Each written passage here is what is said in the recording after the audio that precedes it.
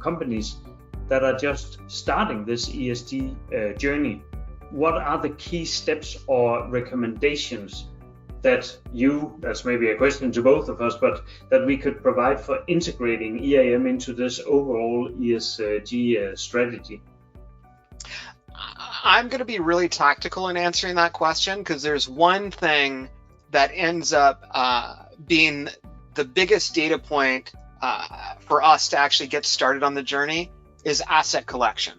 It's making sure that you have an asset hierarchy, you have the criticality of that assets listed in your asset hierarchy, and you have parent-child relationships.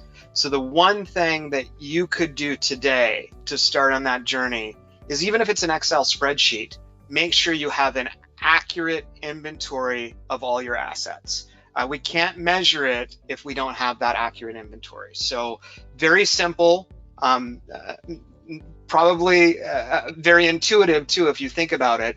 But that one challenge ends up being, every one of our customers that we start on the journey, the first item in our program plan is let's get a handle on your asset hierarchy.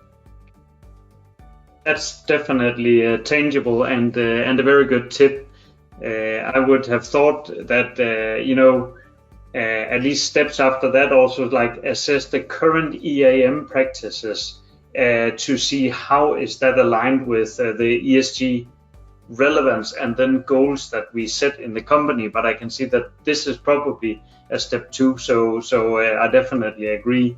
Gather that asset information and line it up in the system to achieve the tree structure. That's the one where you can hang all of the information on. So I think a really good tip there. I jumped right to tactical around this. Yeah. I'm assuming that you already have an ESG strategy in place, that you already have an EAM strategy in place, and now we're executing. This is, you're on the starting light and the light goes green. What do I need to do first? Yes. And I'm constantly shocked by massive investment in major projects, and we get to the what's called RFO, ready for operation. So we're done with construction and commissioning, and we don't even have a basic asset hierarchy.